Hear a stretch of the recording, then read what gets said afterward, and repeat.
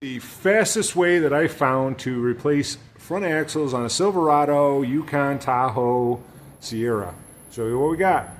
Take off the center caps if it has center caps so you can get to the axle nut. And then you take the axle nut off, it's 36 millimeters. Next, take the 6 15 millimeter headed bolts out of the axle where it connects to the. Next, remove the sway bar links on both sides so you can get the sway bar to go up. Then, the axle, in theory, should come out on both sides. Now, take the top castle nut off of the upper control arm to the spindle so you can swing the. Once you got the axle out, it's a reverse process. Basically, slide the axle through the hole, leave the nut off, and you put it back and connect it to the stub shaft of the front differential. Once those inner bolts are tight, then you put the upper castle nut back on.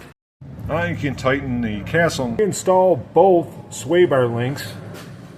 One looks a little bit different than the other, but basically you reinstall both sway bar links, torque them down, recheck the torque on the axles, put the dust covers back on, and take the tire off. You're all set. Test drive it. Thanks for watching. Please like and subscribe.